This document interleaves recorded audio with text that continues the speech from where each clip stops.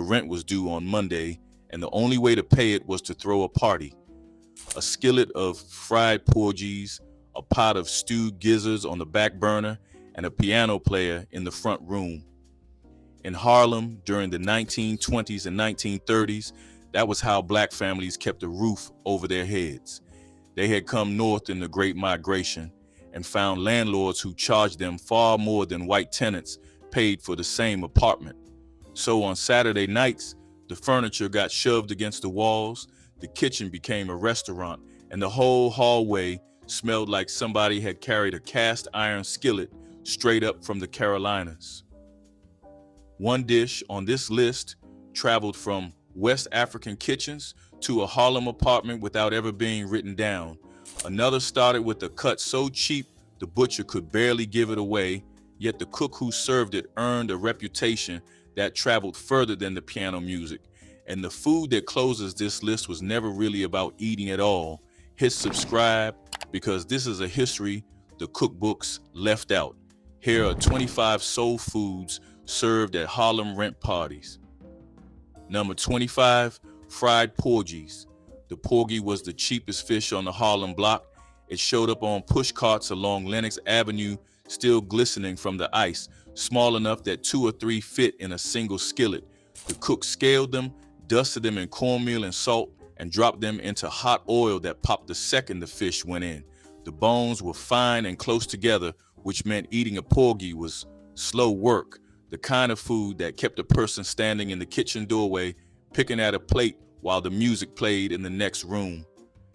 At a rent party, a platter of fried porgies sat near the front, and by midnight, the bones piled up on a dish towel spread across the table. The fish cost next to nothing, the cornmeal cost less.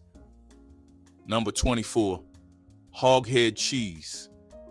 This was not cheese and never had been. A whole hog's head simmered in seasoned water for hours until every scrap of meat, fat, and cartilage fell away from the skull.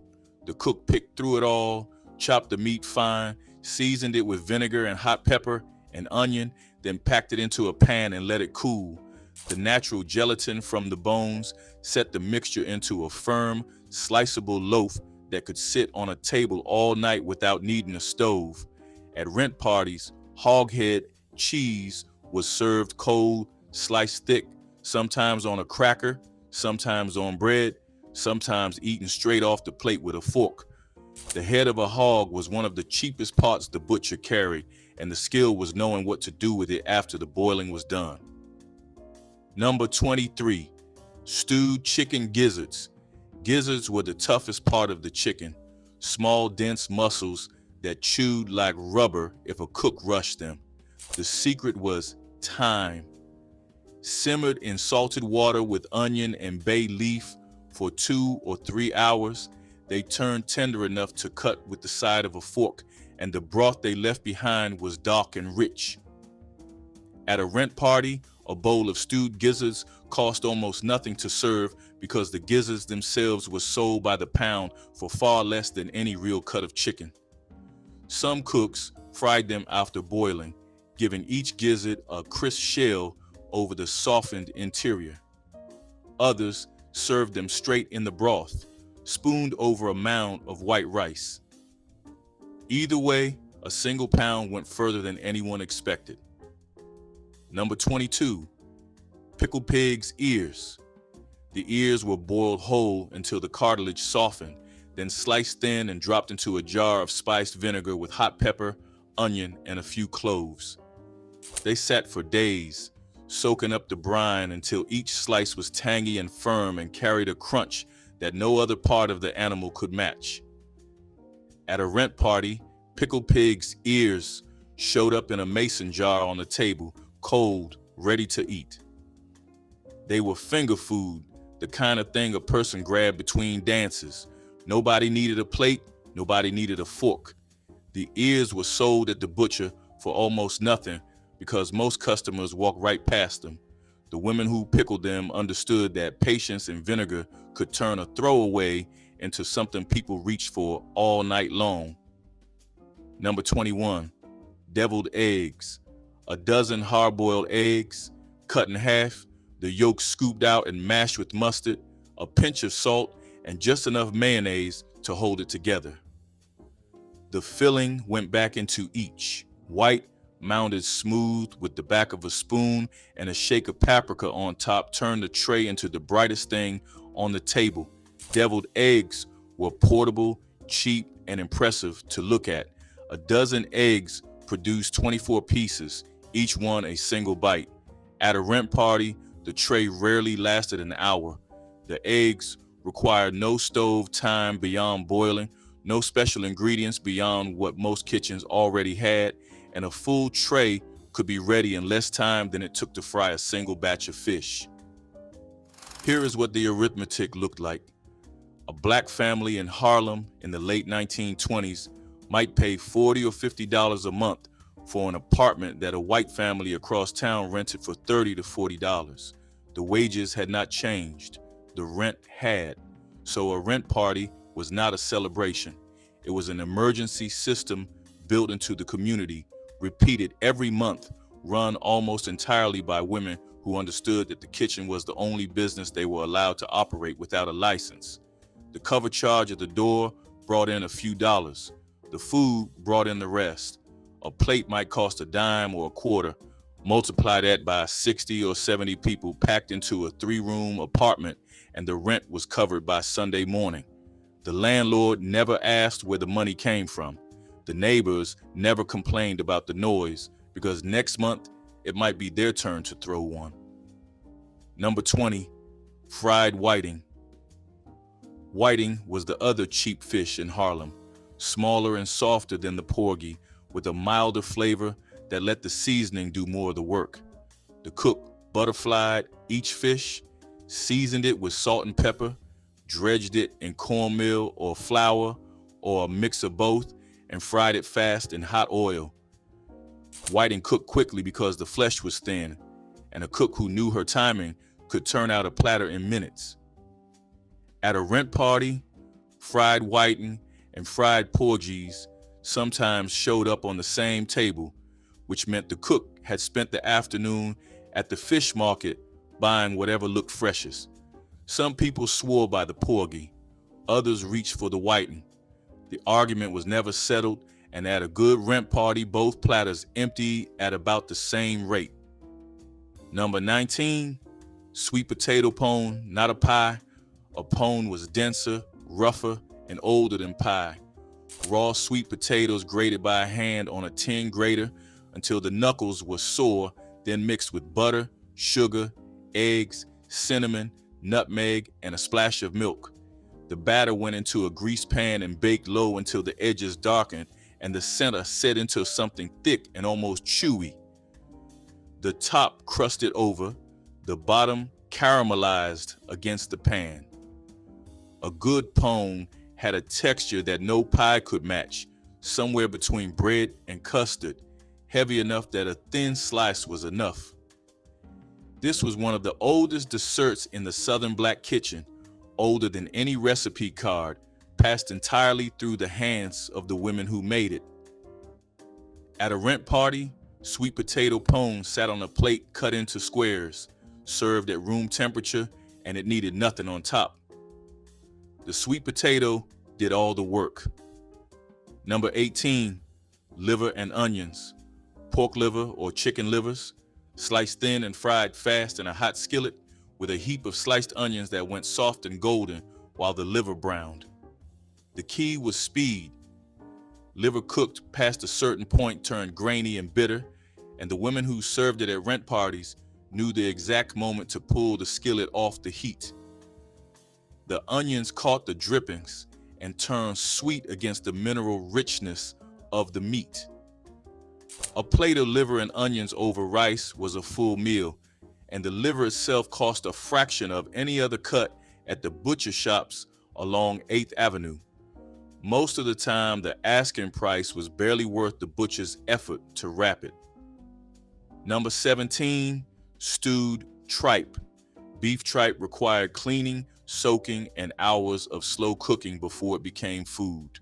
The honeycomb texture held on to whatever broth it simmered in, and after enough time on the stove, the tough sheets of stomach lining turned soft and yielding, carrying a flavor that sat somewhere between savory and faintly sweet. At a rent party, a pot of stewed tripe with onion, tomato, and hot pepper was a loyalty test. The people who grew up eating it ate it gladly. The people who did not keep their distance. That divide suited the cook fine because the tripe stretched further when fewer people reached for it. The butcher sold tripe for next to nothing, and a single pot could simmer all evening, getting better with each hour, feeding whoever came back for a second bowl. Number 16, sardine balls, canned sardines mashed with cracker crumbs, a beaten egg, diced onion, and a pinch of cayenne, then shaped by hand into small rounds and fried in a skillet until the outside crisped and turned golden. This was one of the few rent party foods that came from a can rather than a butcher. Sardines were cheap, they kept without refrigeration, and they carried enough salt and oil to flavor the whole mixture without adding much else. At a rent party, sardine balls showed up on a plate near the door, hot from the skillet, the kind of food a person could eat in 2 bites while standing. They were not elegant, they were not meant to be. They were fast, cheap, and filling, and the cook could make a batch from ingredients that most Harlem kitchens already had on the shelf. Number 15, molasses cake, dark molasses, flour, butter, eggs, ginger, and a pinch of baking soda. The cake went into the oven and came out dense and sticky, almost black at the edges, with a sweetness that was deeper and less refined than anything made with white sugar. Molasses was the cheapest sweetener in Harlem. It had been the cheapest sweetener in the South for generations because it was what remained after the sugar was extracted from the cane. The people who baked with it were cooking with the leftovers of an industry that had shaped the history of the entire Atlantic world. At a rent party, molasses cake sat on the counter wrapped in a cloth, and slices came off thick and dark. It paired with nothing and needed nothing. The ginger burned at the back of the throat, and the molasses coated the tongue, and the cake lasted for days, if any of it survived the night. Every one of these dishes carried a geography with it. The gizzards and liver came from wherever chickens were raised, which in the rural South was every yard with a fence. The sardines came from a can that could be bought at any corner store in Harlem. The pone came from the sweet potato fields of North Carolina and Virginia. When black families packed up and moved north between 1910 and 1940, they did not bring furniture. They brought recipes, and the recipes were never written down. They existed in the hands of the women who made them, in the timing, in the feel of the dough, in knowing when the oil was ready by the sound it made when the batter hit. Harlem was where all of those regional traditions landed in the same neighborhood for the first time, and the rent party table was where they mixed. Number 14, black-eyed pea fritters. In West Africa, they are called akara. Black-eyed peas soaked overnight, the skins rubbed off between the palms, the pale beans ground into a thick paste and seasoned with salt and onion and sometimes ground pepper. The paste was dropped by spoonfuls into hot oil and fried until golden, each fritter puffing slightly as the steam inside pushed against the crust. This dish crossed the Atlantic in the memory of enslaved people who carried nothing else with them. The technique survived the Middle Passage, survived the plantation, survived Reconstruction, and arrived in Harlem kitchens in the 1920s with the same basic method that had been practiced in the Yoruba and Hausa regions for centuries. The name changed. In some southern kitchens, they were called bean fritters or pea cakes. In Harlem, they were just something a woman from South Carolina or Georgia set out on a plate and everybody reached for without asking what they were called. At a rent party, black-eyed pea fritters worked the same way deviled eggs or sardine balls did. They were finger food. They required no plate, no fork, no time at the table. A person could hold one in hand while talking, while dancing, while standing in the hallway waiting for the next song to start. The peas were cheap, cheaper than any meat on the table, and the oil was the same oil the cook used to fry the fish. A single batch could produce dozens of fritters, and the cook could keep dropping batter into the skillet all night without running out of material. The fritters came out of the oil blistered and hot, and the inside stayed soft and creamy even as the outside went crisp. That contrast had not changed in 500 years. In number 13, Hoppin' John. Born in the low-country rice fields, this one-pot supper carried West Africa straight to the southern table.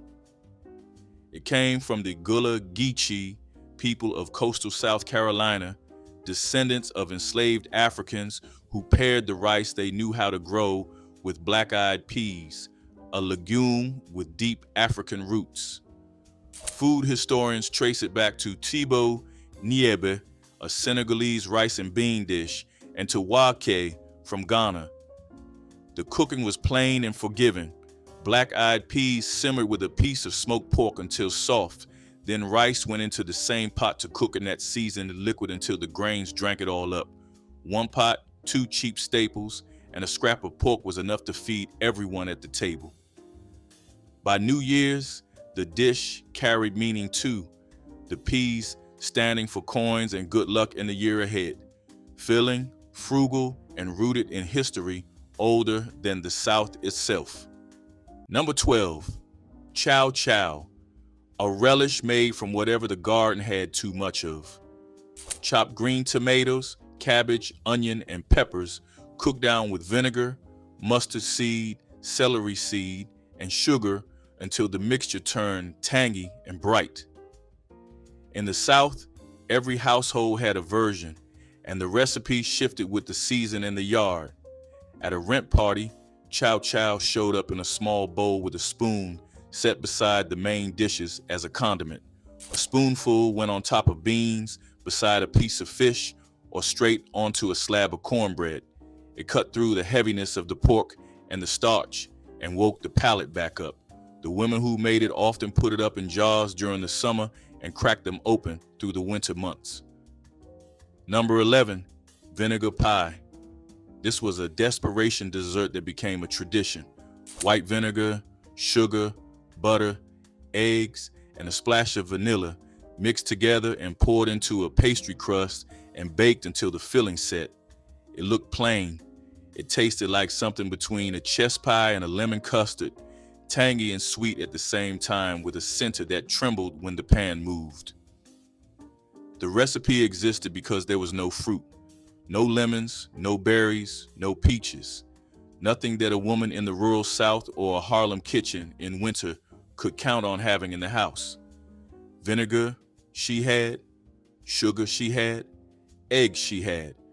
And from those 3 ingredients, she built a pie that people asked for by name. At a rent party, vinegar pie was the one that surprised newcomers because nobody believed the flavor until they tasted it. Number 10, pig's tails. Simmered slow with salt, pepper, and a bay leaf until the meat around the tailbone went soft and the fat rendered into the broth.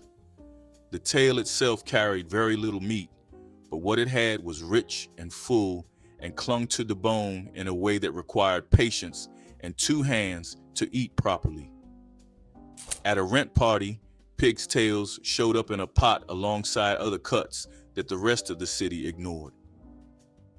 The butcher sold them by the pound for almost nothing, and a cook who knew how to simmer them long enough produced a pot of tails that tasted like they had been seasoned with something far more expensive than salt and pepper. The bones went into a pile on the table, and the broth that remained at the bottom of the pot was saved for cooking greens or beans the next day. Number 9, ox tongue, A whole beef tongue boiled for hours until the outer skin peeled away and the meat underneath was pink and tender and sliceable. The tongue was one of the largest single cuts a butcher sold, and in the 1920s, it was priced so low that most shops kept it behind the counter and only brought it out when someone asked. The women who cooked it knew the process was long. The tongue went into a pot of salted water with onion, celery, and peppercorns and stayed there for 3 or 4 hours until a knife slid through the thickest part without resistance. When it was done, the rough outer membrane pulled off in sheets and the meat carved into thin slices that were dense and fine-grained, almost like a cross between roast beef and something smoother. Some cooks braised the sliced tongue afterward in a tomato sauce, which gave it a second layer of flavor and a reddish color that stood out on the plate. At a rent party, sliced tongue showed up on a platter, cold or warm, sometimes with mustard on the side, sometimes dressed with vinegar and raw onion. Tongue was one of those foods that separated people who trusted their cook from people who needed to know exactly what they were eating before they ate it. The ones who tried it rarely went back to the fish. The flavor was clean and the texture was unlike anything else on the table, firm but yielding, with a grain so fine it almost dissolved.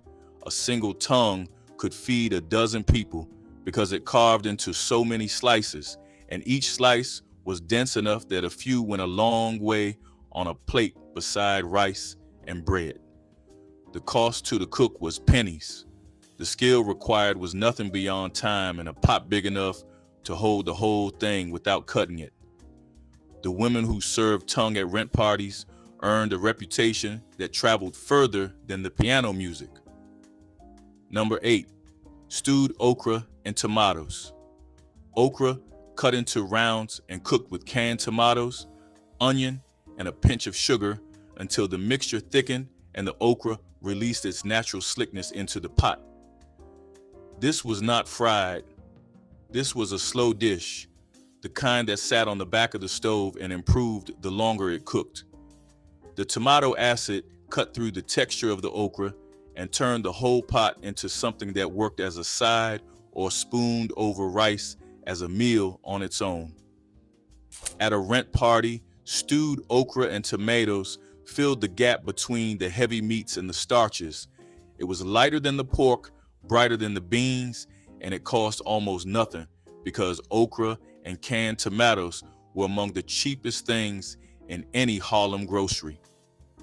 Most of the dishes on this list cost pennies to make in the 1920s.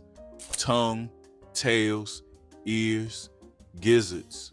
These were the parts of the animal that white America did not want, and black cooks turned them into meals that people remembered for the rest of their lives.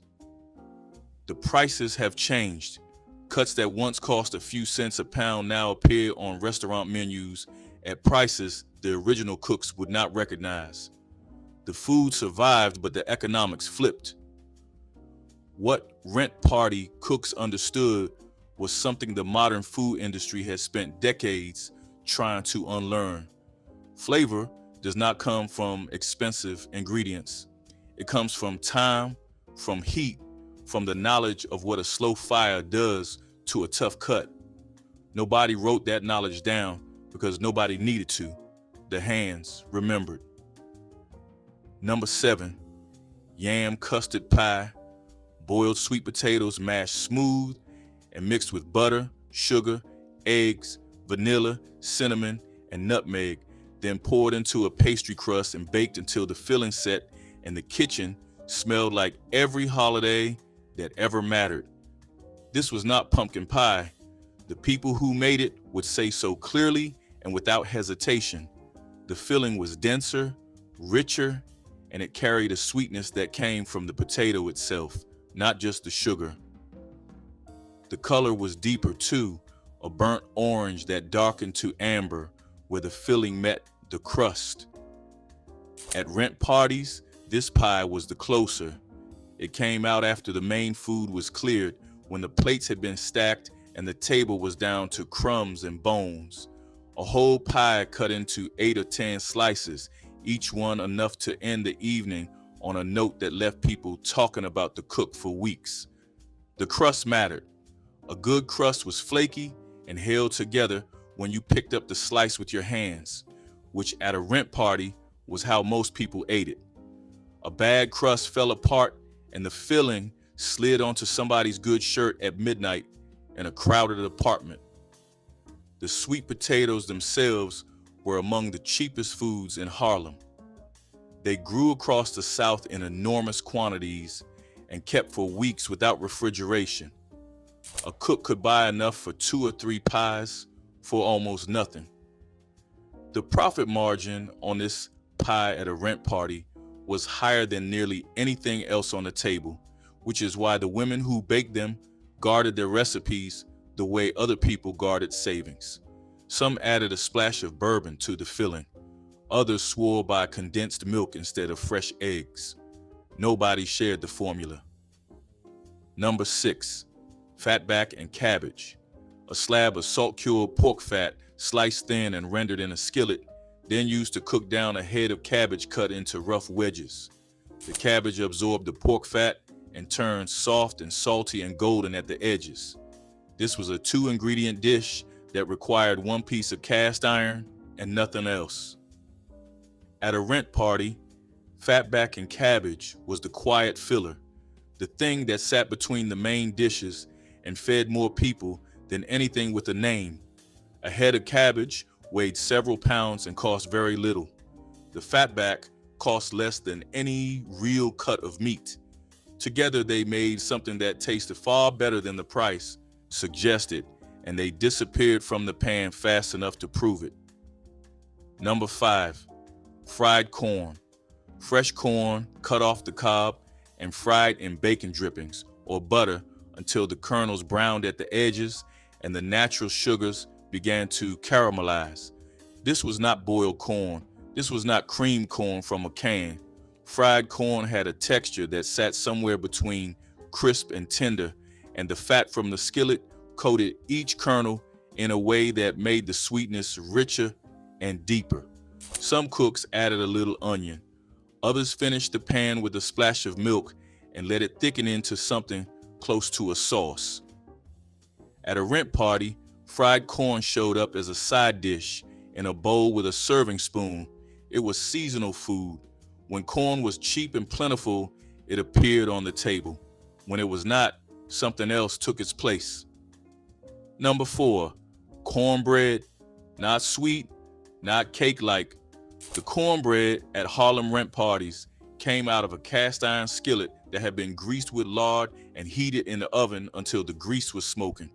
The batter went in and sizzled, and the bottom formed a crust before the middle had even set. Golden on the outside, dense on the inside, and it crumbled when you broke it in half. Cornmeal, buttermilk, an egg, salt, and just enough lard to hold it together. Sugar was a fight nobody wanted to start. In southern kitchens, putting sugar in cornbread was a betrayal. The cornbread that came north with the Great Migration held that line, and at a rent party, it showed up next to everything on the table and went with all of it. Number 3, butter beans. Dried lima beans, soaked overnight, then simmered with a ham bone or a piece of smoked pork until the beans went creamy and the broth turned thick enough to coat the back of a spoon. Butter beans were the slowest dish on the rent party table. They took all day. The cook put them on in the morning and left them alone, checking the water level every hour or so. By evening, the beans had broken down at the edges, and each one was soft enough to press flat with a tongue against the roof of the mouth. Served over rice with a piece of cornbread on the side, a bowl of butter beans was a full meal that cost the cook almost nothing. The ham bone was often saved from a previous meal and used again until it had given up everything it had to give. Number 2, rice and gravy. Plain white rice mounded on a plate with a ladle of gravy poured over the top. The gravy came from whatever meat the cook had made that night. pork drippings, the liquid at the bottom of the gizzard pot, the fat rendered from frying fish, thickened with a spoonful of flour and thinned with water or broth until it ran smooth. Rice and gravy was not a recipe, it was a system. The rice was the foundation, cheap and filling and available in bulk, and the gravy was whatever the kitchen produced as a byproduct of the real cooking. At a rent party, rice and gravy was the plate filler, the thing that turned a single piece of meat into a meal that looked generous. Without it, the portions looked thin. With it, every plate looked like more than it was. The rice cost almost nothing and made everything else on the table stretch twice as far. Number one, the plate, not a single dish, the plate itself. At a Harlem rent party, the food did not arrive in courses. It arrived as a loaded plate handed across a kitchen counter, and the woman who built that plate decided what went on it. Fried porgies, next to butter beans, next to cornbread, collard greens, still warm from the pot, a square of sweet potato pone wedged against a pile of rice and gravy, all of it touching, all of it mixing at the edges. The plate was the price of admission turned into a meal, and every bite on it was soul food that had traveled north with the families who cooked it. Number 23, fried cornmeal mush. Leftover grits from Tuesday did not get thrown away in a Harlem kitchen, ever. Corrine poured the thick mush into a loaf pan and left it on the fire escape overnight to set. By morning, it was firm enough to slice.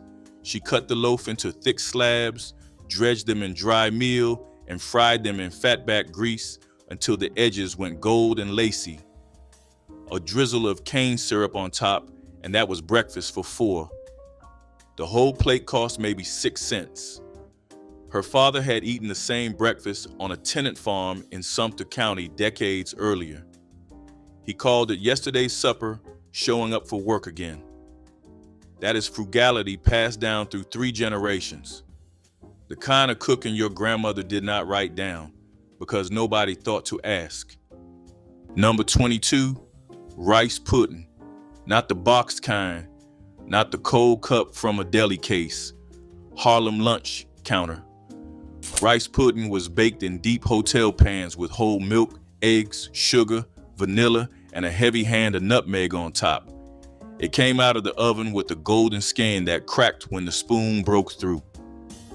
Every counter had it, usually in the glass case near the register, where customers could see it before they ordered. It was the cheapest dessert in the building, and it moved faster than anything else after 3 in the afternoon. School children bought it. Night shift workers took it home in wax paper cups.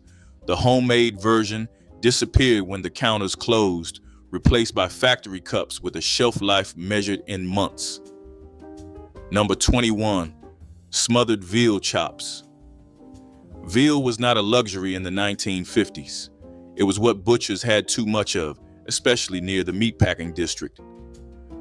Harlem lunch counter cooks bought the chops cheap, browned them hard in cast iron, then buried them under heavy onion gravy and let them cook low for an hour.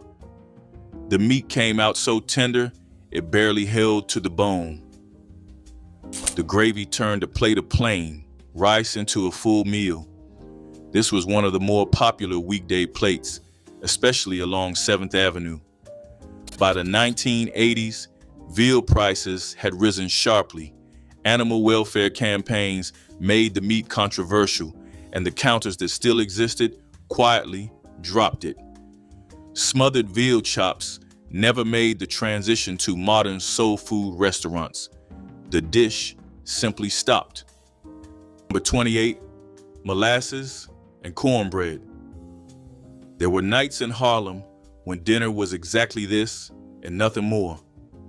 A square of cornbread, still warm from the oven, broken open on the plate with blackstrap molasses, poured over the top until it pooled in every crack and soaked into the crumb. Blackstrap was the cheapest sweetener on the grocery shelf and the darkest in color. It had a bitter, mineral edge that refined white sugar never carried, a taste that sat at the back of your throat and stayed there. Children ate it and called it dessert. Adults ate it and called it Tuesday. Nobody called it poverty because everybody on the block was eating the same thing at the same hour. The cornbread was never sweet. That came later when northern bakeries added sugar and turned it into cake. Number 20, salt pork hocks and cabbage. A whole head of green cabbage in 1928, Harlem cost 4 cents. A salt pork hock from the corner butcher cost another dime. That was 14 cents for a pot that fed 6 people. Corinne boiled the hock for an hour until the broth turned cloudy with salt and fat. Then she quartered the cabbage and dropped it in for 20 minutes more. The cabbage came out soft, silver, and swimming in the richest liquor you ever tasted. You sopped it up with cornbread. You did not need anything else. Her grandfather had eaten the same supper in the Low Country on Sundays after church. A century of the same dish, simmered in the same way by hands that had never tasted anything else. Back then, that was enough. Here's what working people knew. A pot of cabbage is a pot of peace. Number 16, Brown Betty. Before apple pie became the default American dessert, there was Brown Betty. The dish goes back to at least 1864 in American print, and Harlem lunch counters served it through the 1970s. Sliced apples, layered with buttered breadcrumbs, brown sugar, cinnamon, and a squeeze of lemon juice, baked until the top turned dark and crisp, and the apples underneath softened into a warm, spiced mass. Cheaper than pie because it needed no pastry crust, no rolling pin, no special skill. It used stale bread, bruised apples, and pantry spices, and turned all of it into something customers paid for gladly. Brown Betty disappeared in the 1980s, crowded out by factory desserts and frozen pies delivered to restaurant kitchens. The name itself has faded from common use. Most Americans under 50 have never heard of it. Number 15, ham steak with pineapple ring, a thick cross-cut of cured ham seared in a hot skillet until the edges caramelized, topped with a canned pineapple ring and a spoonful of syrup from the can. This plate sat at the intersection of Southern cooking and mid-century American convenience. Canned pineapple was cheap and available year-round, and it gave the salty ham a sweetness that felt almost festive. Harlem counters served it with greens and rice, and it marked the shift from weekday plain to weekend special. The combination fell out of fashion by the early 1990s, dismissed as dated and unsophisticated by a food culture chasing something newer. It is one of those dishes people remember tasting as children but cannot find anywhere today. The plate vanished without a replacement. Number 25, fried butterfish. Butterfish was small, flat, oily fish that showed up at the Harlem fish markets in spring and summer for less than almost any other catch. A woman bought a pound of them, dusted each one in seasoned cornmeal, and fried them whole in a skillet with hot lard. They cooked fast because they were thin. The skin crisped up tight against the flesh, and the meat inside was so buttery and rich it barely needed salt. You ate butterfish with your hands, pulling the meat off the delicate spine in small, careful strips. Children learned to eat around fish bones at this table. Number 25, neck bones and rice. Corinne paid 15 cents a pound for pork neck bones at the butcher on 135th Street. The meat was cheap because nobody downtown wanted it. Up in Harlem, it was supper. She dropped the bones into a pot of salted water with a split onion, let them simmer for 2 hours until the meat slid off the bone, then ladled the liquor over white rice. The rice drank up everything the pork gave. Her mother had done the same thing in Beaufort County back in 1895. Her grandmother had done it before that. Back then, a pot of neck bones and rice fed 4 grown men on a night shift for under 40 cents. The thing is, you do not forget that smell. It clung to the curtains. It clung to the stairwell. Neighbors knew what day it was by what was cooking 3 doors down. Simple food, powerful food, and the kind of supper that kept a working woman on her feet through a 12-hour laundry shift. Number 25, beef short rib stew. Before a Harlem lunch counter opened for the day, a pot of short ribs had already been simmering for hours in the back. The cut was cheap because butchers considered it waste.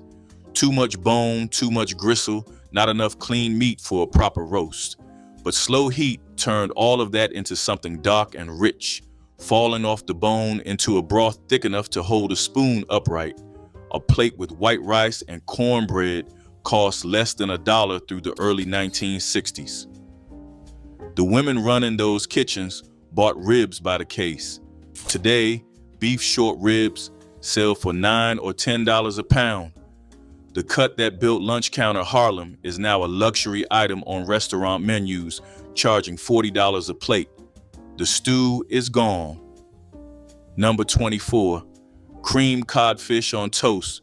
Salt cod crossed the Atlantic with the slave trade, and it never left the black kitchen. In Harlem, lunch counter cooks soaked dried codfish overnight, pulled it apart by hand, and folded it into a thick white sauce made from butter, flour, and whole milk. They spooned it over toast cut corner to corner. The dish was filling, cheap, and gentle enough for a customer with bad teeth. By the 1950s, nearly every steam table counter on Lenox Avenue had a version. It required patience, hours of soaking to draw out the salt, constant stirring so the sauce did not seize. When the counters closed, nobody picked it up. Fast food had no version of it. Diners had no interest. Creamed codfish on toast vanished from the American plate, and most people born after 1975 have never heard of it. Number 30, stewed neck bones with white potatoes. A Harlem landlord might raise the rent without warning, but neck bones stayed cheap year-round. They came from the back of the butcher case, wrapped in wax paper, sold by the pound for next to nothing. A woman browned them in a heavy pot, added water, salt, black pepper, and a bay leaf, and let the whole thing go low and slow until the meat pulled off with 2 fingers and the marrow dissolved into the broth. White potatoes went in near the end, cut rough, skins left on. The broth turned cloudy and rich. One pot fed a family of 5 for 2 nights. Neck bones were not a choice anyone celebrated. They were a certainty you could count on when nothing else was guaranteed. Number 21, crackling bread. Cracklings were the crispy bits of skin left over after rendering lard from fatback. Most Harlem cooks saved them in a jar by the stove. On a cold Saturday, Corrine would crumble a cup of cracklings into her cornbread batter, pour it into a greased skillet, and slide the whole thing into a neighbor's oven 2 flights down.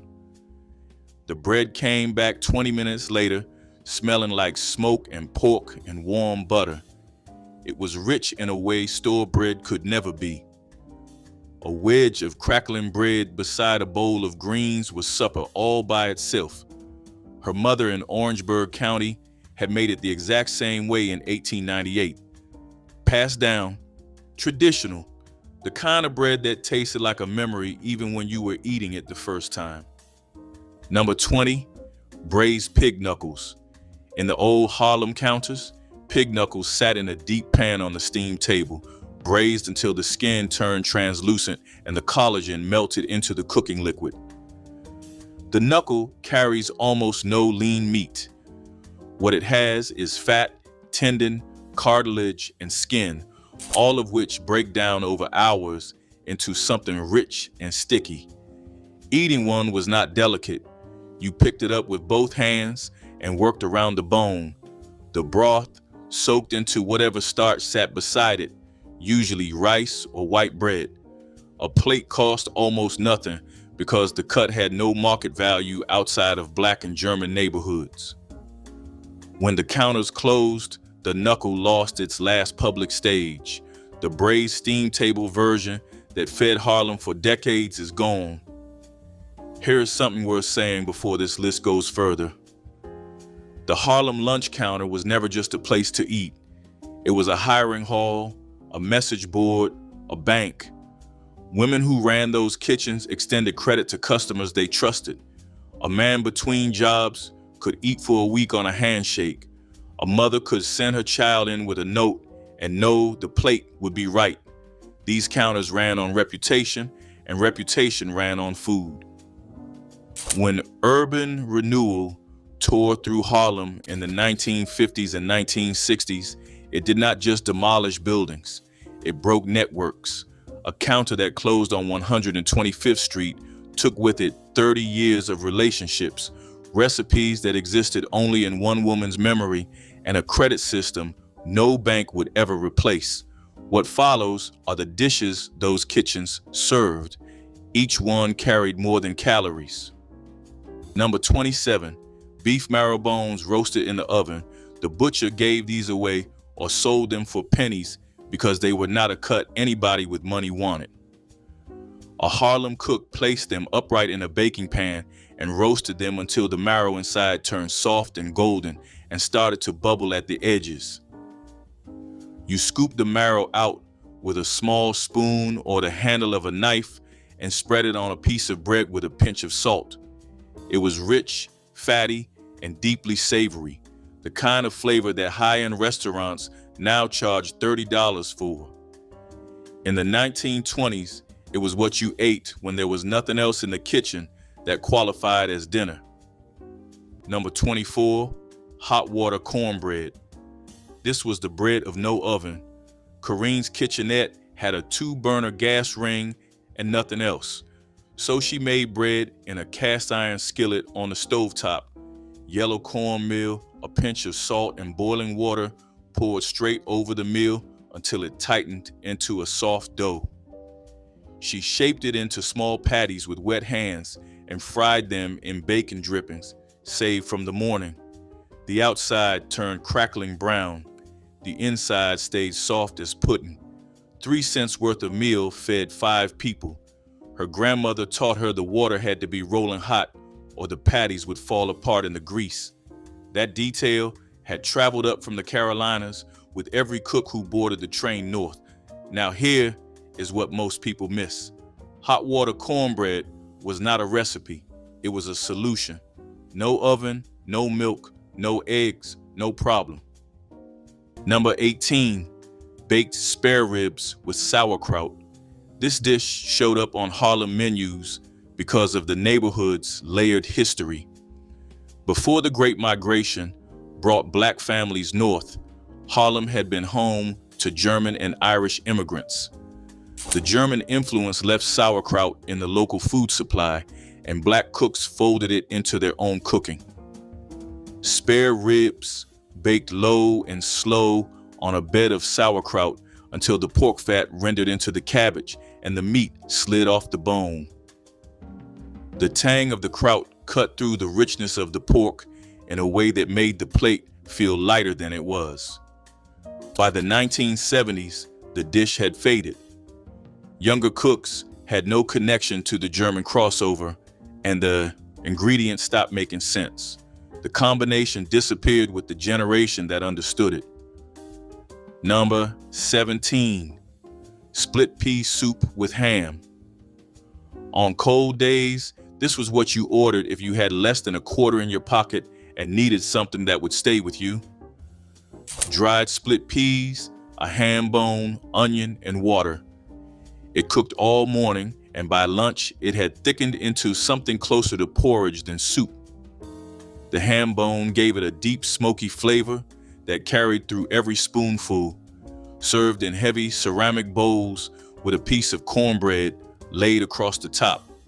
Not elegant, not fast, not pretty to look at, but warm and filling, and for anyone working outdoors in winter, essential. Split pea soup still appears on menus today, but the thick, bone-heavy version that sat in cast iron pots behind Harlem counters has no modern equivalent. Number 24, dandelion greens with hot bacon dressing. Before dandelion greens became a menu item at farm-to-table restaurants, they were free food growing in vacant lots and along sidewalk cracks in Harlem. Women picked them in spring when the leaves were young and tender and had not yet turned bitter. The greens were washed, torn into pieces, and dressed with hot bacon fat, a splash of vinegar, salt, and pepper. The fat wilted the greens on contact and turned them glossy and dark. The vinegar cut through the richness. A bowl of dandelion greens cost nothing but the time it took to pick them and the few cents for the bacon. Number 22, hoe cakes on the coal stove. A hoe cake was the oldest bread in African American cooking, older than cornbread, older than biscuits. The name came from the field hands who baked them on the blade of a garden hoe held over open flame. In Kareen's fourth floor kitchen, the hoe was a cast iron griddle, but the recipe had not changed in 150 years. Cornmeal, salt, lard, water, that was it. She mixed it thin, spooned it onto the hot griddle, and flipped it once. 2 minutes aside, a stack of 6 hoe cakes and a tin of molasses fed the whole household on a Sunday morning for under a dime. The old timers at the stoop said a hoe cake was the taste of every generation that came before you. Every single one of them had eaten the same bread. Number 19, meatloaf with brown gravy. This was the backbone of the Harlem lunch counter. Not a side dish, not a special, not a weekend item. Meatloaf sat on the steam table every single day because it was the one plate that moved no matter what else was available. Ground beef, sometimes stretched with breadcrumbs or oatmeal when the budget ran thin. Onion, salt, pepper, and egg to hold it together. Mixed by hand, shaped in a loaf pan, baked until the edges pulled away from the sides. Sliced thick, laid on a plate with 2 scoops of mashed potatoes. The whole thing disappeared under a ladle of brown gravy made from the drippings. A plate in 1962 ran about 35 cents. For that price, a working person got enough food to carry them through an afternoon shift. The gravy was the key. Dark, salty, heavy, with rendered fat, it tied everything on the plate into one meal. Customers did not come back for the meat. They came back for the gravy. By the late 1970s, the economics stopped working. Ground beef prices rose, rent rose faster. The counters that survived into the 1980s cut the recipe thinner, added more filler, reduced the portion. Customers noticed the meatloaf that had held a counter's reputation for 20 years began tasting like something else entirely. When those last counters closed, the dish did not move to restaurants. It moved to memory. The women who made it measured by hand and by sight. A handful of this, a pour of that. The gravy ratio changed every morning depending on how much dripping the previous day's roast had left. No 2 days tasted exactly the same, and that was the point. That kind of cooking does not transfer to a recipe card. When the last cook turned off the stove, the recipe went with her. Number 29, syrup sandwich. 2 slices of white bread with cane syrup poured between them. That was the whole thing. No butter, no peanut butter, no jam, nothing else. The syrup soaked into the soft bread and turned it sticky and sweet and heavy enough to feel like a meal, even though it contained almost nothing of nutritional value. Children carried syrup sandwiches to school wrapped in wax paper, and by lunchtime, the paper was stuck to the bread, and the bread was stuck to itself, and the whole thing was a sweet, collapsed mess that you ate anyway. It was not a meal anyone bragged about or brought up at the dinner table. But on a morning when the icebox held nothing and payday was still 3 days out, a syrup sandwich meant a child left for school with something warm in her stomach. That counted for everything. Number 23, beef tongue sandwich. The tongue came in whole, boiled until tender, peeled, sliced thin, and laid across rye bread with mustard and a pickle spear. Jewish delis on the Lower East Side made it famous, but Harlem counters served their own version, seasoned differently, often with hot sauce and a slice of raw onion. It was a working man's meal. The texture sat between roast beef and corned beef, and the flavor was richer than both. A tongue sandwich at a Harlem counter in the 1950s cost about 30 cents. The dish held through the 1970s, but as the counters disappeared, so did the cooks who knew how to handle the cut. Today, whole beef tongue is still available at butcher shops, but almost no restaurant in Harlem or anywhere else serves it on bread. Number 26, oatmeal with blackstrap molasses. Breakfast in a Harlem apartment often came down to whatever was cheap and hot and fast. Oatmeal was all three: a pot of water, a handful of oats, a few minutes on the stove, and a heavy pour of blackstrap molasses stirred in until the whole bowl turned dark brown and smelled like iron and sugar. No milk. Milk cost money. The molasses was the flavor and the sweetener and the reason a child could sit through a morning of school without losing focus. Oatmeal with molasses was breakfast for the people who could not afford breakfast, as the magazines described it. The landlord never asked how the rent got paid. The city never asked whether these families stayed or got put out on the sidewalk. But the woman behind that counter cared, and the plate she handed over was not just dinner. It was the rent, paid one serving at a time. 100 people choosing to eat together so that none of them would sleep outside come Monday. The rent party ran on trust: a dime at the door, a plate from a woman who knew what she was doing, and a building full of people who understood that next month it could be their apartment on the line. The buildings have new owners and new prices now, but the food is still here. Fry a porgy this Saturday, stew a pot of gizzards, and pour the broth over rice. Bake a pone and cut a square for the person sitting next to you. If your family carried one of these dishes north, drop the one they never stopped making. The rent was due on Monday, and the kitchen paid it.